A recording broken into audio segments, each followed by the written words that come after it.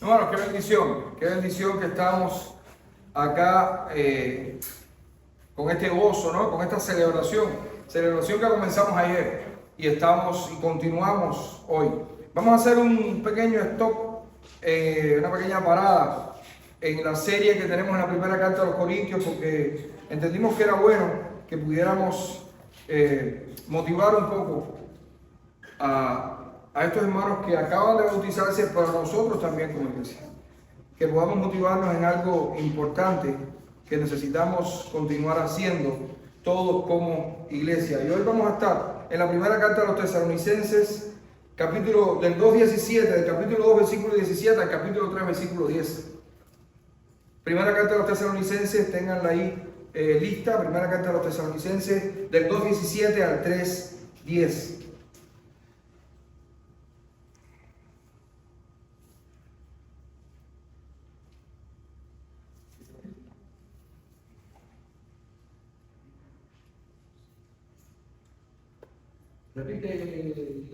Primera carta a los Tesalonicenses, capítulo 2, del versículo 17 del capítulo 2 al versículo 10, del capítulo 3. Del 2:17 al 3:10. ¿Saben? Una de las mayores preocupaciones para aquellos que tenemos hijos en la escuela, por supuesto, es el momento en que tienen que enfrentarse a algún examen. Nos pasamos todo el día esperando a ver cómo llegan a la casa. ¿Aprobaron? ¿No aprobaron? Ali y yo tenemos experiencia de eso. Mucha experiencia. De cómo se ríe. Mucha experiencia. Y la cosa aumenta si no estudiaron lo suficiente. En este caso, el niño sale por la mañana de su casa. Usted está todo el día esperando lo peor. Pero sucede que al regreso, su hijo muy contento le dice: papi, mami, salí excelente. Uno estalla de gozo por un momento e inmediatamente le dice: ok, gloria a Dios por eso. Disfruta, merienda algo, pero dale, que tienes que sentarte a estudiar. ¿Para qué? Para la próxima. ¿Cierto o no? Porque la cosa no acaba ahí. Aunque el estudiante salga bueno, aunque salga bien en los exámenes, sus estudios no pueden detenerse. Porque si su meta, por ejemplo, es ser un profesional, o sencillamente si su meta es salir bien en las clases, no puede pensar que por salir bien en un examen, entonces ya resolvió el problema. ¿Es cierto o no? Igual nosotros, aquí cuando nosotros llegamos a nuestros países y venimos a este país y entendemos que necesitamos estudiar, aunque tengamos 50 años, pues la meta no acaba ahí estudiando. Usted tiene que estudiar, pero tiene que pensar en que necesita seguirlo haciendo para encontrar un mejor trabajo, para poder sobrevivir. Lo mismo pasa con un deportista, con un músico o con lo que sea. Necesitamos continuar, porque de lo contrario no logramos la meta. El apóstol Pablo, en esta primera carta a los Tesalonicenses, en este pasaje, nos está enseñando que nuestra fe no puede dejar de crecer, porque el Señor no ha llegado todavía. El Señor no está aquí aún. Tenemos la confianza y la esperanza plena que el Señor vendrá por nosotros, o vendrá a buscarnos en algún momento, o iremos con Él antes de tiempo. Pero mientras eso suceda, nuestra fe, tanto individualmente como, por supuesto, si la fe individual pues funciona, la fe como iglesia igual. La idea es que no podemos dejar de creer, porque el Señor no ha llegado aún. Hermanos, nuestra fe no puede parar de crecer, porque el Señor no ha llegado todavía. Y me gustaría que esta sea la idea que nos llevemos hoy en nuestra mente y en nuestro corazón para la casa. Nuestra fe no puede parar de crecer, porque el Señor no ha llegado todavía. Y es para toda la iglesia, pero especialmente para aquellos que se bautizaron ayer. El bautismo no es una meta. El bautismo es una ordenanza que usted acaba de cumplir. Esto no se ha acabado, empieza ahora. Ahora es cuando tu fe tiene que dar un salto gigantesco y no dejar de crecer nunca. Vendrán obstáculos, obvio. Vendrán problemas, obvio. Pudiera venir hasta una crisis de fe en un momento determinado, pudiera ser. Pero ¿saben qué? El Señor está con ustedes. Y el Espíritu Santo de Dios ha sido la promesa. Cuando Cristo, antes de irse, Cristo dijo: yo me tengo que ir y es bueno que me vaya para que les envíe el otro Consolador. Y está hablando del Espíritu Santo, que está en ustedes, que aunque venga la crisis de fe, no nos va a dejar caer. Por tanto, lo que nos toca a nosotros es hacer lo posible porque cada día nosotros entonces estemos arrepintiéndonos de nuestros pecados y creyendo aún más en nuestro Señor Jesucristo y en toda la obra que Dios ha hecho en nuestras vidas. Nuestra fe no puede parar de crecer porque el Señor no ha llegado todavía. Vamos a ver qué cosa nos cuenta el apóstol Pablo en esta porción de la carta. En primer lugar, vemos en los versículos del 2:17 al 3:5 que Pablo estaba preocupado por la salud de la iglesia. Pablo estaba preocupado por la salud de la iglesia. Por eso le dice estas cosas. Pablo quería verlos lo antes posible. Pablo quería ver a los tesalonicenses, pero le había sido imposible verlo. ¿Por qué Pablo estaba tan preocupado por la iglesia en Tesalónica? ¿Por qué anhelaba tanto verlos? ¿Por qué lo había intentado personalmente una y otra vez? ¿Saben? En el capítulo 17 del libro de los Hechos tenemos la historia de Pablo en Tesalónica. ¿Qué fue lo que pasó ahí? ¿Se recuerdan? Lo vimos hace unos días. Hace una semana, perdón. En resumen, la obra del Evangelio fue tan increíblemente poderosa ahí en Tesalónica que los judíos celosos generaron un caos en toda la ciudad, usando a unos vagos y a unos delincuentes para que mintieran con respecto a aquellos hombres que estaban cometiendo el grave delito de predicar el Evangelio liberador de la gracia de Cristo. Interesante en esta historia que los que pagaron por todo este alboroto que se formó, los que pagaron no fueron en este caso ni Pablo ni ninguno de los de su equipo. El que pagó fue Jasón, el dueño de la casa donde se estaban reuniendo, y otros hermanos que habían acabado de abrazar la fe cristiana. Hermanos, el delito no es solo predicar el Evangelio. El delito también es creer en él. Si usted es de los que piensa que si llega la persecución o llega un problema de pronto se empieza a perseguir la iglesia, si usted es de los que piensa que solo sufrirán los pastores o los líderes, está en un grave error.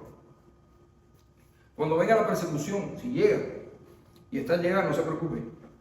Vivimos en un país que ha tenido durante muchísimos años mucha libertad para creer, mucha libertad para reunirse. Las iglesias han tenido mucha libertad, pero ojo, eso estoy completamente convencido que se está acabando. Y muchos de nosotros huimos de países, de nuestros países, en los que la iglesia estaba perseguida. De una u otra forma, pero la iglesia estaba perseguida. Y no solamente perseguían a los pastores, perseguían a todos los que creían en el Evangelio. Por eso, ustedes, recién convertidos, nosotros, creyentes viejos, líderes, los que sean, cuando venga la persecución, todos vamos a sufrir.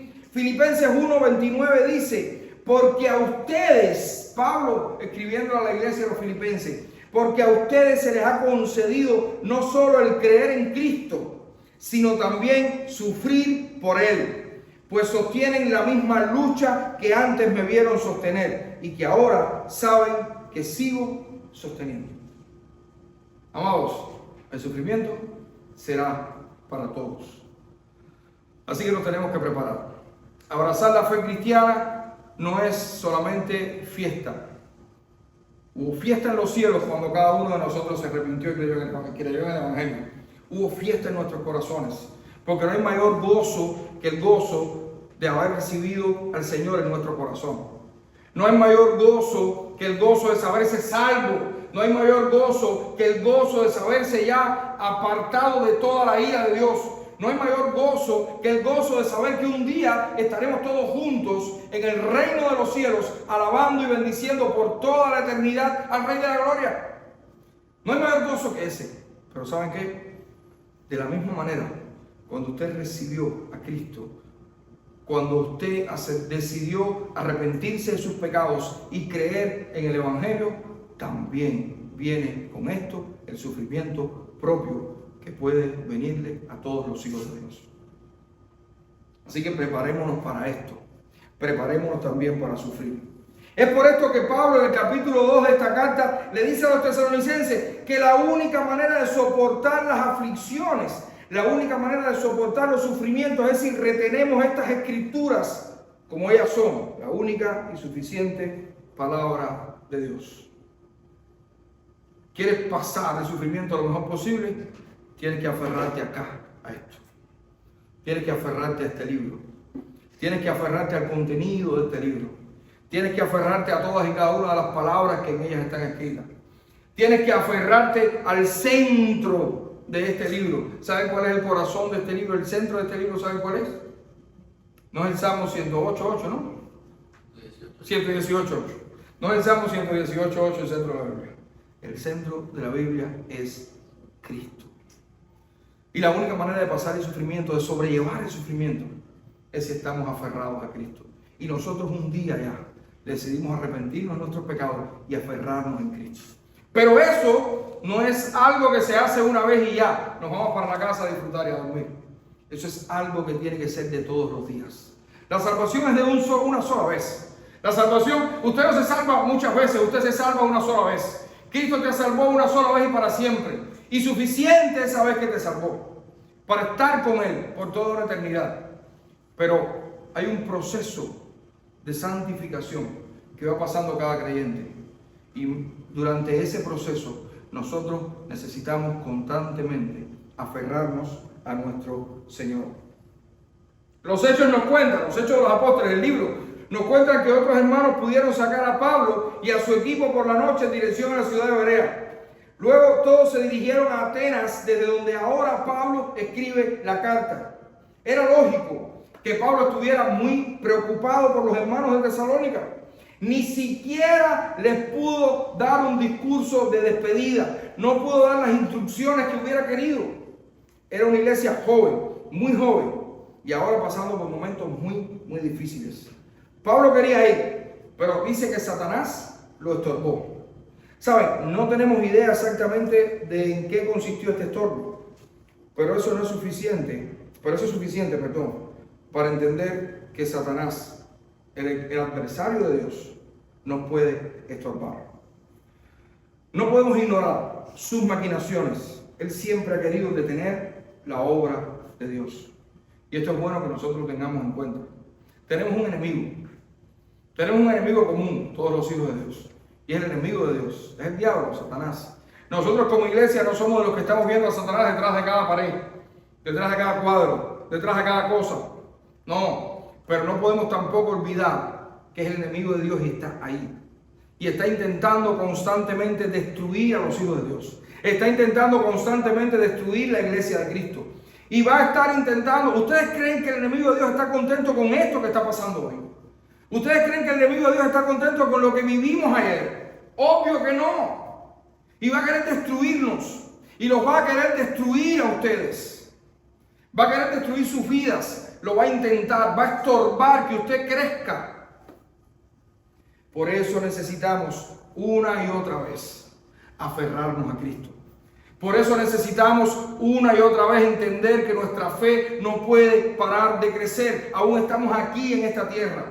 Aún estamos en esta casa de campaña que se va a desvanecer un día. No tenemos cuerpos glorificados. No estamos en el reino de los cielos. Necesitamos la palabra de Dios. Porque solamente con la palabra de Dios es que nuestra fe puede crecer. Necesitamos aferrarnos a ella. Pablo ahora en los versículos del 19 al 20 nos da una tremenda enseñanza. Él les explica en estas pocas pero profundas palabras lo que ellos significan para su vida, para la vida de Pablo. Ustedes son mi gozo. Esa iglesia joven era el gozo de Pablo. Ustedes son mi corona. Cuando el Señor venga a buscar a su iglesia, ustedes serán mi gloria. Amados hermanos, ¿cuál es nuestro gozo como iglesia? ¿Cuál es nuestra corona? Cuando el Señor venga, ¿qué pondremos delante de Él? Usando las mismas palabras de Pablo. Pablo había pasado por Tesalónica. Pablo había predicado el Evangelio en Tesalónica. La gente en Tesalónica había respondido al mensaje del Evangelio. Se había formado, se había plantado una iglesia hermosísima en Tesalónica. Y Pablo decía, ustedes son mi corona, ustedes son mi gloria. Si yo estoy feliz por algo, es que el Señor me dio la oportunidad de predicarles el Evangelio y que ustedes respondieran al mensaje del Evangelio por y para la gloria de Dios sencillamente. ¿Cuál será nuestra gloria, nuestra corona cuando el Señor venga? ¿Qué vamos a decir como iglesia? ¿Vamos a crecer junticos y nos vamos a engordar sencillamente? Ayer marcó una fecha muy importante para nosotros como iglesia. muy importante, los primeros bautizos de la iglesia Camino de Vida. Eso será inolvidable, pero no podemos quedarnos ahí. Tenemos que pensar en que esta obra de Dios tiene que seguir creciendo y lo va a hacer con nuestro trabajo, con nuestro servicio, con nuestro esfuerzo, con nuestra dedicación, con nuestra fe aumentada cada día por su palabra. Para entonces el día de mañana, no para que sea nuestra gloria, para su gloria, pero que podamos decir, bueno Señor, ya estoy delante de tu presencia, para tu gloria y por la obra tuya nos diste la oportunidad de plantar 10 iglesias, 2, 1, 20, 50, 200 mil. Qué bueno que podamos decir esto, no para gloriarnos nosotros ni nada por el estilo. Les repito, para la gloria de Dios y para la extensión del reino de los cielos, que a eso nos llamó el Señor. Siempre lo he dicho y lo digo 400 veces y todas las veces que lo diga no me voy a cansar nunca de decirlo. El Señor nos dejó aquí, en este lugar, para predicar el Evangelio. Porque de lo contrario, te hubieras arrepentido de tus pecados, hubieras dicho, sí Señor, aquí estoy, yo quiero que entres a mi vida, quiero servirte, quiero ser tuyo, infarto en el miocardio para el reino de los cielos. Qué felicidad hubiera sido eso. Y nos quitamos toda esta tragedia de arriba de vivir en este mundo. Sin embargo, el Señor quiso que nos quedáramos. ¿Para qué? ¿Para qué? Para predicar el Evangelio, para levantar nuevas iglesias, para discipular a otros, para hacer lo mismo que hicimos ayer, para gozarnos juntos, pero pensando siempre en que esto no ha acabado todavía. El Señor no ha venido. Tenemos que seguir avanzando el reino de los cielos. Que nuestro gozo y nuestra gloria sea haber sido una iglesia plantadora de otras iglesias. Una iglesia que pudo bautizar para la gloria de Dios muchísima gente. Les repito, no para nuestro gozo y gloria, para la gloria de nuestro Señor Jesucristo. Tanta era la preocupación y el amor de Pablo por estos hermanos que prefirieron quedarse solos en Atenas y enviar a Timoteo. Un detalle interesante, Timoteo de nuevo. ¿Se recuerdan la semana pasada? ¿A quién envió Pablo a la iglesia de los Corintios? ¿No se recuerdan? A Timoteo. Timoteo era el sacatarudo de Pablo. ¿Saben lo que es eso? Cada vez que había un rollo, oye, Timoteo, va a resolver este problema. Timoteo era un hombre tremendo. Por eso Pablo le escribió su última carta, dándole muchísimos consejos para que Timoteo continuara enseñando a nuevos hombres de Dios, hombres fieles, para que esos hombres fieles continuaran enseñando a otros hombres fieles el Evangelio, para que la iglesia de Jesucristo creciera como ha estado creciendo y como debe seguir creciendo en este mundo. La expresión de Pablo aquí es contundente. No pudiendo soportarlo más. El apóstol no podía respirar un minuto más en su vida con las manos cruzadas. Es por eso que prefiere perder desde el punto de vista personal para que ganaran los tesalonicenses como iglesia. El envío de Timoteo tenía dos razones fundamentales. La primera era que estos amados hermanos fueran confirmados y exhortados respecto a su fe. Es lo que Pablo quería al enviar a Timoteo. Para que los hermanos fueran conformados y exhortados respecto a su fe. Pablo estaba completamente convencido que aquellos hermanos en Tesalónica necesitaban con urgencia ser confirmados y exhortados respecto a su fe. Si de algo estaba seguro Pablo, era que las tribulaciones eran parte inseparable de la vida de los creyentes, pero también estaba completamente convencido Pablo que estos sufrimientos podían inquietar de una manera extrema a cualquier hijo de Dios sin importar la madurez que éste tenga. El versículo 3 del capítulo 3 me asusta como pocos. 3:3. El apóstol estaba diciendo que nosotros, todos nosotros, los que hemos sido lavados por la sangre de Cristo, tenemos que saber que estamos puestos aquí en este lugar para sufrir tribulaciones, angustias, aflicciones, etcétera, etcétera, etcétera. Hermanos, es una realidad bíblica. Tenemos el peor de los enemigos que nos quiere destruir, que intenta constantemente detener el avance del reino de Dios, o lo que es lo mismo, a nosotros. Tenemos un mensaje que dar, que es el Evangelio, que va en contra de todo lo que el ser humano es. Porque este mensaje le dice a la gente que se arrepienta. Este mensaje le dice a la gente que son pecadores, que están caminando hacia el lado equivocado. Y nosotros sabemos que este mundo cree que va en la dirección correcta. Y somos nosotros que estamos mal. Nosotros somos ciudadanos de este mundo. O no somos ciudadanos de este mundo. Solo estamos de paso. Tampoco encajamos aquí en este lugar. Miren cuántas cosas tenemos en contra. Por eso vamos a sufrir en este mundo. Amado, nosotros no somos masoquistas. Nosotros no somos de los que buscamos el sufrimiento, obvio que no. Pero la realidad es que si usted quiere vivir su fe conforme a la palabra de Dios, si usted quiere que su fe crezca cada día conforme a la palabra de Dios, usted va a sufrir. Va a sufrir como Pablo, va a sufrir como los tesalonicenses, como todos los apóstoles y como hombres y mujeres a través de la historia del cristianismo. Nosotros no somos diferentes a ellos. Anoche leía acerca de una especie de resolución que sacó la ONU hace poco. Bueno, no sé hace qué tiempo. No mire la fecha del post. Interesante, la resolución decía algo como esto: las libertades religiosas terminan donde empiezan los derechos de la comunidad LGBTIQ+. ¿Saben? A través de la historia se ha tratado de que las libertades religiosas sean algo que estén presentes en todos los países del mundo. Derechos humanos, libertad religiosa, pues la ONU, la Organización de Naciones Unidas, ahora está exigiéndole a todos los países del mundo, a los gobernantes, que tomen medidas con las iglesias que estén discriminando a este tipo de personas, a las personas de esta comunidad. Es interesante, ¿verdad? Es interesante estas cosas. Estamos llegando a un punto en que por ser creyentes vamos a sufrir. Y lo peor de todo es que quizás hasta haya engaño cuando quieran hacernos sufrir. Y entonces no nos acusen por ser creyentes. Nos planten cosas, nos siembren cosas y nos acusen con mentiras. Nosotros tenemos que estar firmes en la fe precisamente por esto. Es por esto que nuestra fe no puede parar de crecer nunca. Es por esto que nuestra fe tiene que aumentar cada día.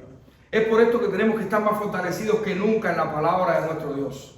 Porque pueden llegar estos momentos. La segunda razón por la que Pablo envía a Timoteo es para informarle acerca de la fe de los de Tesalónica. La idea de Pablo era conocer cómo estaban ellos espiritualmente, en medio de este fuego, cómo estaban sus vidas cristianas. El apóstol temía que no hubieran podido soportar las pruebas y que a estas alturas ya no hubiera iglesia en Tesalónica. De nuevo aquí habla del enemigo de Dios. Anteriormente lo menciona como uno que estorba y ahora lo hace como uno que tienta. Porque el enemigo de Dios no solamente nos va a estorbar para no hacer cosas. El enemigo de Dios también nos va a tentar. Hermanos, nosotros tenemos que saber que en medio del sufrimiento también seremos tentados. Las tentaciones serán de todo tipo, pero sobre todo vendrán disfrazadas como oportunidades para salir del sufrimiento por Cristo. Y esto es bueno que lo tengamos presente.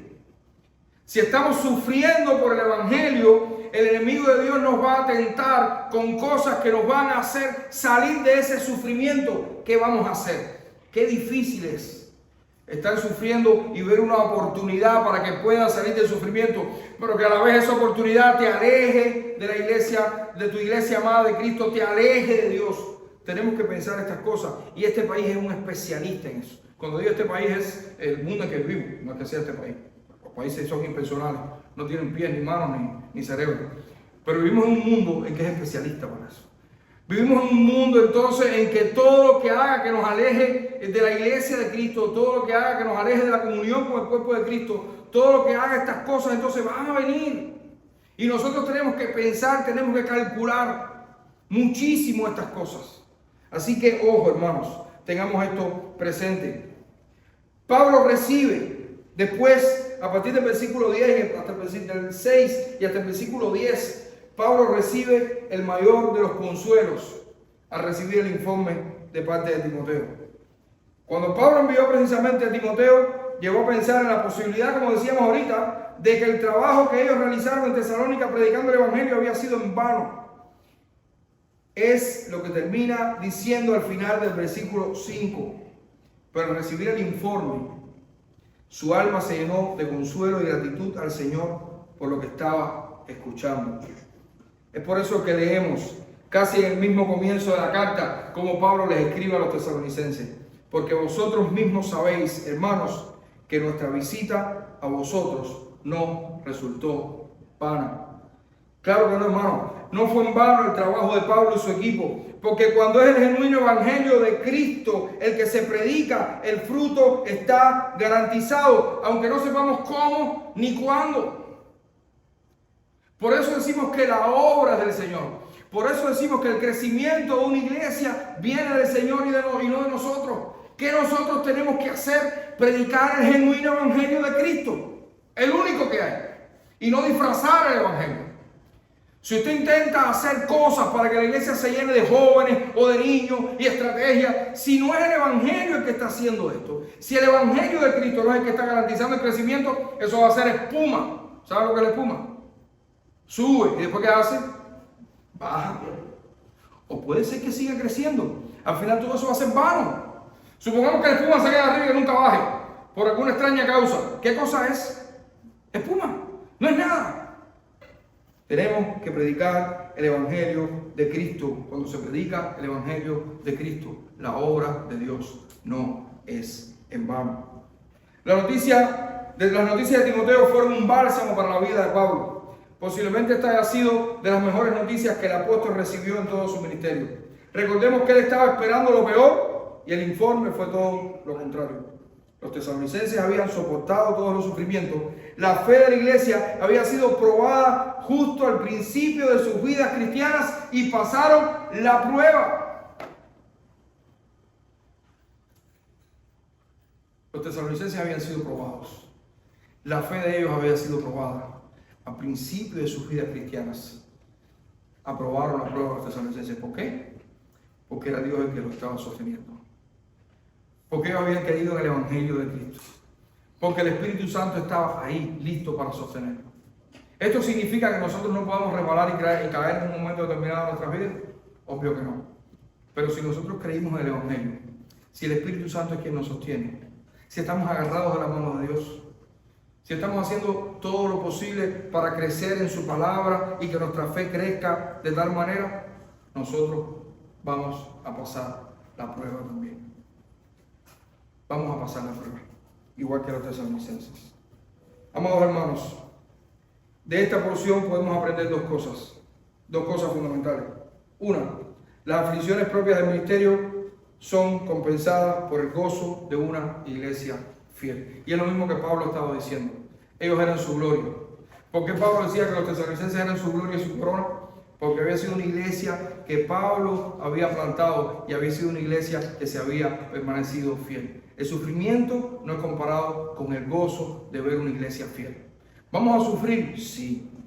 Tan nuevo que somos en la fe, tan en una iglesia tan joven y sufriendo, sí, podemos sufrir, puede venir sufrimiento. Pero el sufrimiento no va a ser comparado con el gozo después de pasar el sufrimiento, aún en medio de él, de decir, gloria a Dios, somos una iglesia fiel. Y nos estamos dando golpes, y nos estamos dando trastazos, y nos estamos magullando, y estamos pasando trabajo, y estamos sufriendo todo. Pero gloria a Dios por su fidelidad que nos hace ser nosotros también una iglesia fiel, una iglesia que se apoya en su palabra y en nada más que en su palabra. Seamos fuentes de gozo también, y lo otro que aprendemos en esta porción. Seamos fuentes de gozo y consuelo a través de la firmeza de nuestra fe. Debemos ser esto también. Fuente de gozo y consuelo a través de la firmeza de nuestra fe. No tenemos idea de lo que nosotros como iglesia podemos influir en otros. Quizás ahora pensemos, somos una iglesia pequeña, va a ser difícil que nosotros podamos ser de influencia, va a ser difícil que nosotros podamos, influir en otros o ser ejemplo para nadie. Seamos fuente de gozo y consuelo a través de la firmeza de nuestra fe. Que otros puedan ver, pues allá en ese lugar, en ese pequeño local, hay una iglesia que ha pasado las verdes y las maduras y ha sido fiel para la gloria de Dios. Y que otros puedan consolarse con estas cosas. Interesante cómo termina el versículo 10. Y completemos lo que falta a vuestra fe, es lo que Pablo quería. Pablo estaba más que satisfecho con la respuesta de fe de los tesalonicenses, que los tesalonicenses habían tenido en medio de las pruebas de sufrimiento. Pablo estaba más que gozoso porque le escribía a una iglesia fiel, pero estaba convencido que esa no era la meta. La iglesia de Cristo no puede conformarse porque están siendo fieles ahora. La meta es serle fieles a Dios hasta que Cristo venga. Y esa tiene que ser nuestra meta. No ahora. Bautizamos a 4 hermanos. Gloria a Dios por eso. No podemos cantar victoria, podemos celebrar. Pero tenemos que saber que esto continúa hasta que Cristo venga. Y la meta es serle fieles a Dios hasta que Cristo venga. Hermano, y finalmente de 11 al 13, de alguna manera Pablo termina diciendo esto mismo: la iglesia tiene que seguir creciendo. Y habla acerca del amor y de ser irreprensibles en santidad. Aquí Pablo está queriendo decir: pongan en práctica el amor de Dios en cada momento de sus vidas, para que sus corazones estén firmes en la voluntad de Dios. Esta es la mejor manera de esperar a nuestro Señor. Amados hermanos, de la misma forma que las pruebas y los sufrimientos no nos sobrevendrán una sola vez en la vida, la iglesia no puede estar firme una sola vez en la vida. La iglesia de Jesucristo debe crecer siempre, y este crecimiento solo será efectivo, o será más efectivo, si nos amamos unos a otros. Si amamos a Dios con todo nuestro corazón y a nuestro prójimo como nosotros mismos. Una iglesia que se ama se mantiene unida, y esta unidad creará fortalezas para soportar el sufrimiento. Una iglesia que ama se santifica y se mantiene irreprensible aguardando a nuestro Salvador. Una iglesia que se ama crece y se mantiene creciendo. Una iglesia que ama se mantiene viva, proclamando el mensaje de nuestro Señor y Salvador. Una iglesia que ama se mantiene viva y predica el mensaje del Evangelio.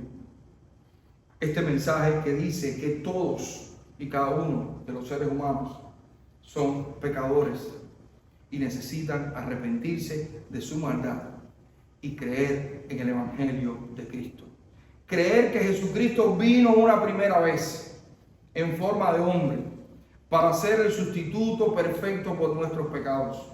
Por eso fue a la cruz, por eso se sacrificó, por eso Dios derramó toda su ira sobre él, para que esa ira no cayera sobre nosotros, sobre los que hemos creído y sobre los que crean y creerán. Si quieres que la ira de Dios no caiga sobre ti un día, cuando partas de este mundo o cuando Dios venga, pues necesitas arrepentirte hoy de tus pecados y creer en el sacrificio de Cristo en la cruz. Ese es el mensaje que puede salvar tu alma y las almas de todos los que crean en esto. Y este también es el mensaje que la iglesia de Jesucristo debe proclamar. Este es el mensaje de fe que la iglesia de Cristo debe proclamar. Y proclamaremos este mensaje si nuestra fe crece, crece y crece. ¿Okay? Mientras más crezca tu fe, más vas a anhelar predicar este mensaje, que también es un mensaje de fe. Concluimos.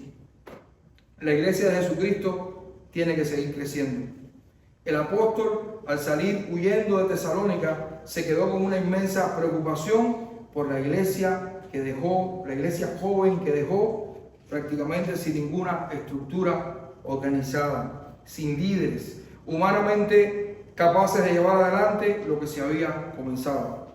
Por esta razón anhelaba con todas sus fuerzas regresar a ellos, pero no pudiendo, envió a Timoteo para reconfortar a los hermanos y para recibir un informe de la situación en la que ellos se encontraban. Al regresar, Timoteo le dio las mejores noticias.